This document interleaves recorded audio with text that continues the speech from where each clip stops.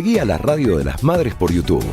Activá las notificaciones, dale like y suscríbete a nuestro canal. Somos Radio AM530. Construimos comunidad. Buscamos la verdad siempre.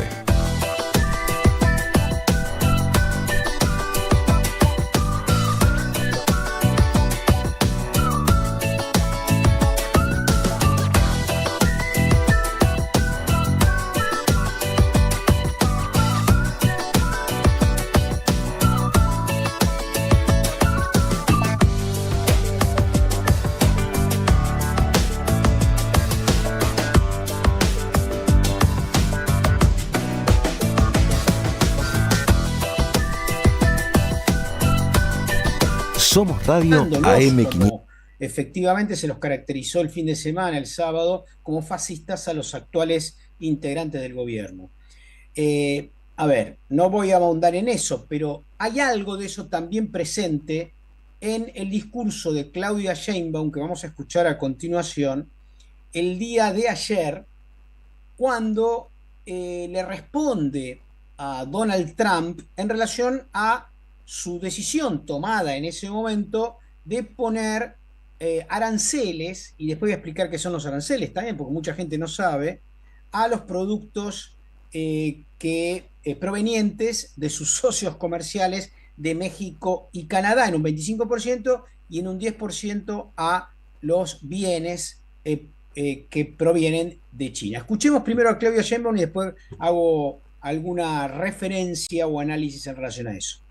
Muy buenas tardes a todas y a todos. Como probablemente estén enterados, el día de ayer el gobierno de Estados Unidos impuso aranceles del 25% a los productos que exportamos hacia su país. Fíjense, llevamos 30 años que esto no existía, porque tenemos un tratado de libre comercio. El último tratado de libre comercio lo firmó el presidente López Obrador con el propio presidente Trump. Esta medida del 25% de los aranceles tiene efectos para ambos países, pero tiene efectos muy graves para la economía de los Estados Unidos, pues va a elevar los costos muchísimo de todos los productos que se exportan de México hacia los Estados Unidos. Va a tener un 25% más de costo. De acuerdo con estas medidas que aprobó el gobierno de los Estados Unidos, hay documentos que lo sustentan. Y según esto, una de las razones para poner este arancel es por el fentanilo que entra de México a los Estados Unidos y que enferma y provoca muertes por sobredosis. Pero aún más irresponsable, terriblemente irresponsable, es que la Casa Blanca emite un documento donde dice que hay vínculos entre el gobierno de México y la delincuencia organizada. Quiero platicarles el comunicado que publiqué a través de mis redes sociales el día de ayer. Allí explico quiénes son los que verdaderamente tienen vínculos con estos grupos delictivos, la razón de las muertes por sobredosis de los estadounidenses. Y también digo que si ellos quieren actuar, no deberían fijar su mira en México, sino en su propio país, donde no han hecho nada para parar la venta ilegal de esta y de otras drogas. Primero que nada, como ayer lo dije, rechazamos categóricamente la calumnia que hace la Casa Blanca al gobierno de México de tener alianzas con organizaciones criminales, así como cualquier intención injerencista en nuestro territorio. La soberanía no se negocia. Si en algún lugar existe tal alianza, es en las armerías de Estados Unidos, que venden armas de alto poder, sí, de alto poder, que son de uso exclusivo del ejército, de ellos, a estos grupos criminales. Esto lo demostró, fíjense bien, lo demostró el propio Departamento de Justicia de Estados Unidos el 8 de enero de este año. Aquí tengo el documento que fue publicado en esa fecha, donde la Oficina de Alcohol, Tabaco, Armas de Fuego y Explosivos, que depende del Departamento de Justicia, fíjense bien, reconoció que el 74% de las armas que usa la delincuencia organizada en México proviene de forma ilegal de la industria militar de su país. Nuestro gobierno ha asegurado en 4 meses más de 40 toneladas de droga, incluyendo 20 millones de dosis de fentanilo. También ha detenido a más de 10,000 personas vinculadas con estos grupos. Tenemos estrategia, atendemos las causas y combatimos la impunidad. Todos los días trabajamos por la seguridad del país. Ahora, si el gobierno de Estados Unidos y sus agencias quisieran atender el grave consumo de fentanilo en su país, ¿por qué no empiezan combatiendo la venta de estupefacientes en las calles de sus principales ciudades?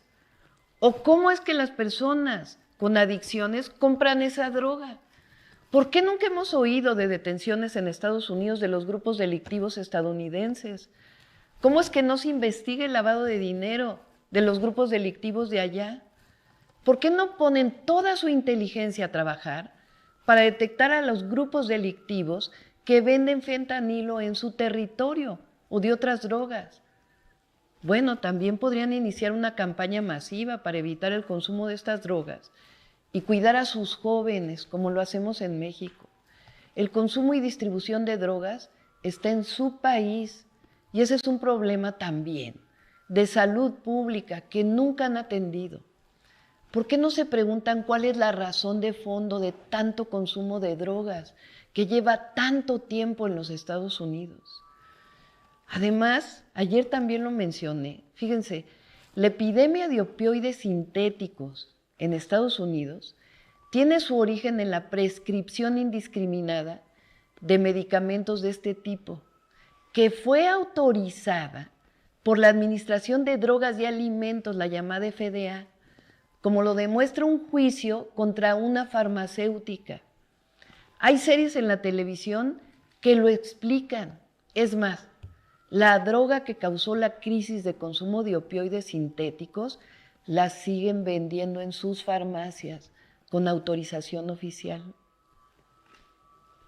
Quiero decirles, y esto es muy importante, México no quiere confrontación. Partimos de la colaboración entre países vecinos. México no solo no quiere que el fentanilo llegue a Estados Unidos, sino que no queremos que llegue a ninguna parte. Por ello, si Estados Unidos quiere combatir a los grupos delictivos y quiere que lo hagamos conjuntamente, debemos trabajar en forma integral, pero siempre bajo principios, los principios de responsabilidad compartida, de confianza mutua, de colaboración y sobre todo respeto a la soberanía. La soberanía no es negociable. Coordinación sí, subordinación no. Para ello, el día de ayer, en mi comunicado, le propuse al presidente Trump que establezcamos una mesa de trabajo con nuestros mejores equipos, los de seguridad y también los de salud pública. No es con la imposición de los aranceles como se resuelven los problemas, sino hablando y dialogando, como lo hicimos, pero esto se los quiero contar. Lo hicimos así en las últimas semanas con el Departamento de Estado para atender el fenómeno de la migración. En nuestro caso, siempre con respeto a los derechos humanos. La gráfica esta que el presidente Trump ha estado subiendo a sus redes sociales sobre la disminución de la migración fue elaborada nada menos y nada más que por nuestro equipo, que ha estado en constante comunicación con el suyo. A nuestros hermanos y hermanas mexicanas, mexicanos en Estados Unidos, quiero decirles que aquí está su presidenta y un pueblo entero para defenderlos. Si desean regresar a México, aquí los abrazamos. El pueblo de México es valiente y tiene mucha dignidad. Es el pueblo más maravilloso que hay sobre la tierra. Les digo que aquí está su presidenta.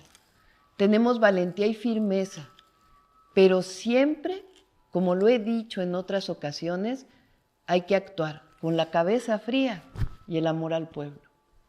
Nada de lo que hagamos nosotros afectará la dignidad y los intereses del pueblo de México. Les propongo que esperemos la respuesta del presidente Trump a nuestra propuesta. Y en la mañanera del día de mañana, en la mañanera del pueblo, les estaré informando las primeras medidas de lo que llamamos el Plan B. Como decía Juárez, nada por la fuerza, todo por la razón y el derecho. y entre los individuos como entre las naciones, el respeto al derecho ajeno es la paz. Qué discurso, qué discurso. Qué altura, ¿no? Sí. Qué altura, qué dignidad, qué ejemplo, ¿no? Para América Latina. Está Qué hablando salud una, mental, además qué salud mental. es salud mental y creo que está hablando con, efectivamente, y vos dijiste una cosa que podríamos diferenciar en relación a un personaje patético como Javier Milei, ¿no? Hoy momentáneamente devaluado, esperemos que en proceso de decadencia perpetua, ¿no? Pero fíjate la diferencia, ¿no? La racionalidad en busca de la solución de los problemas versus la prepotencia y la violencia, y la agresión que caracteriza a personajes como Trump y Milley, ¿no? Yo escribí una nota el fin de semana y después de leer un trabajo muy interesante de un sociólogo africano, Mambé, que el nombre del libro se llama Brutalismo, ¿no? Qué lindo título, cómo me gusta. Sí, Brutalismo y me encanta. efectivamente, y el libro es extraordinario. Leí la mitad del libro y me quedé. Y en realidad lo que él muestra es como una nueva etapa del capitalismo en términos de la subjetividad gubernamental, de esta cosa de la prepotencia, ¿no? Y lo diferencia de lo que fue históricamente, por lo menos durante el siglo XX, la característica del engaño, la hipocresía, es decir, había algo del modelo demócrata que te ponían como mascarón de pro de los derechos humanos y te invadían Irak en nombre de, ¿no? Ahora lo que aparece como de moda, también con el mismo objetivo que lo tuvo el globalismo de Barack Obama, etcétera, o de Biden, es el brutalismo, ¿no?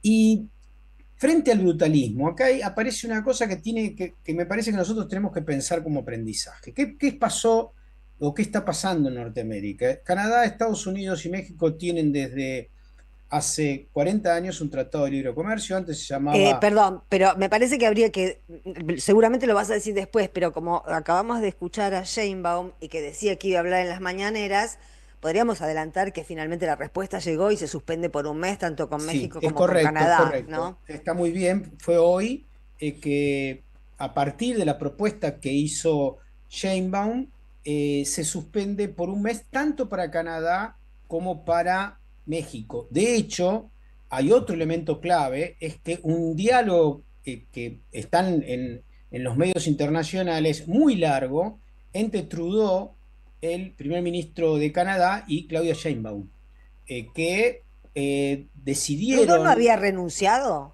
renunció, pero hasta la asunción del nuevo Ah, sigue jefe siendo. de gobierno está como primer ministro todavía.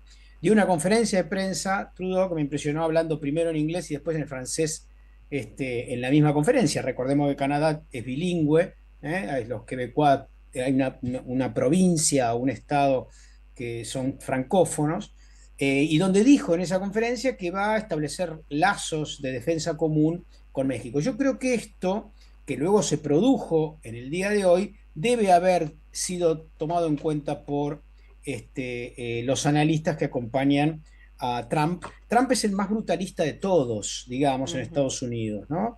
Y está produciendo situaciones Bueno, el dato que complejas le al tiró interior. Sheinbaum, el hecho de que le tiró con que las armas que usan los carteles mexicanos vienen de Estados Unidos, lo debe haber dejado perplejo, porque a los periodistas Sheinbaum dijo, es que no es un hombre muy informado.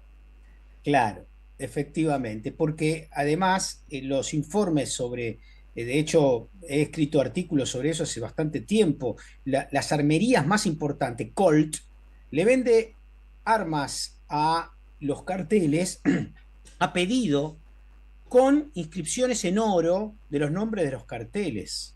¡Ah, qué barro, qué impunidad! Es un nivel de y fueron secuestrados y mostrados públicamente en la época de Andrés Manuel López Obrador, es decir, es escandaloso.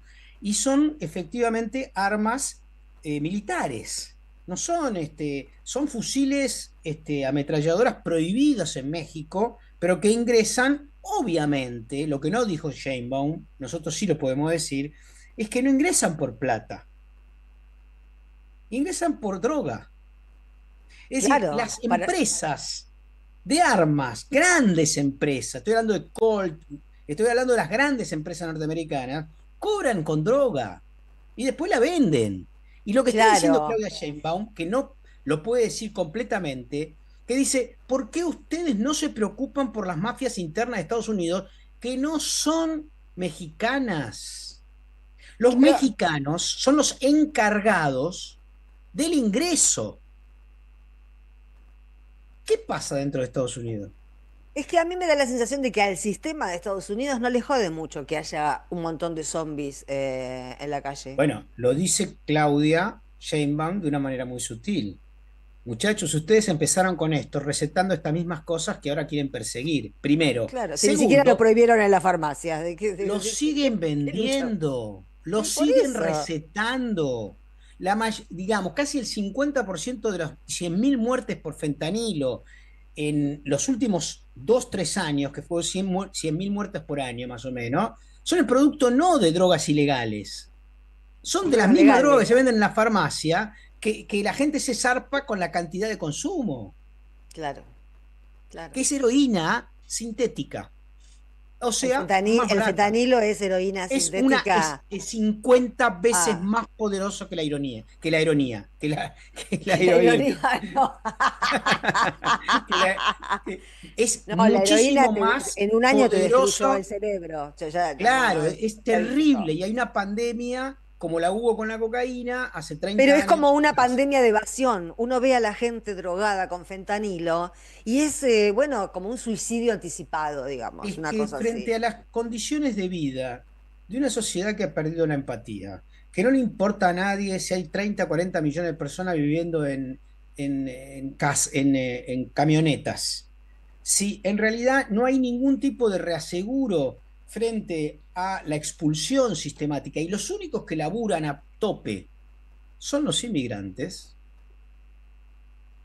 y estos Prepárate son. para lo que va a quedar, cómo va a quedar Estados Unidos ahora, Claro, ¿eh? exactamente. Es decir, el sueño americano hoy es expresado básicamente por los hispanos que te laburan, como dicen los gobernadores demócratas hoy oponiéndose a Trump, el de Pensilvania, el alcalde de Chicago que hemos comentado acá, el, el de Carolina del Norte, diciendo nosotros vamos a proteger a los inmigrantes porque los necesitamos. No vamos a dar información al gobierno federal. Es decir, este tipo está llevando, igual que Milei, a una situación de confrontación eh, Sí, interna y de también. explosión de la nación también. Claro, de crisis, básicamente, es decir, es una crisis montada dentro de otra crisis, y que un poco también la presidenta de, de los Estados Unidos de México, así se llama el país, realmente la gente no lo sabe, no es México el país, sino se llama Estados Unidos de México, lo está mostrando con una altura, diciendo, México es un gran país. Nosotros tenemos la fuerza para poder resistir cualquier agresión. Estamos empoderados y incluso si son echados, deportados, los vamos a recibir con amor en nuestra patria. Es decir, es lo contrario del desprecio que Ujú. expresa Trump por quienes han contribuido en los últimos años, sobre todo en el último medio siglo, a abaratar los costos laborales dentro de ese país, ¿no? Voy terminando. Sí. Creo que lo de Claudia Sheinbaum no es solamente un discurso que va a quedar en esta etapa de confrontación producida por el propio Trump. Creo que es una línea iniciada por Andrés Manuel López Obrador, que hoy está continuando Petro y más larvadamente Lula, pero que pone a toda América Latina. Panamá hoy ha claudicado y ha dicho que va a discontinuar sus acuerdos con China luego de la visita de Marco Rubio, el secretario de Estado, apretado terriblemente, vaya a saber con qué cosa, hasta con carpetazos personales probablemente. Pero más allá de eso, los grandes países de América Latina van a defenderse frente a esta agresión que está produciendo Trump y van a orientarse, sin duda, tarde o temprano, hacia los BRICS. Gracias, Jorge. Primera tanda. Deja tu mensaje en nuestra línea de oyentes de WhatsApp. 11 3200 0530. Somos Radio. AM530. El idioma que querés aprender está en el CUI. Clases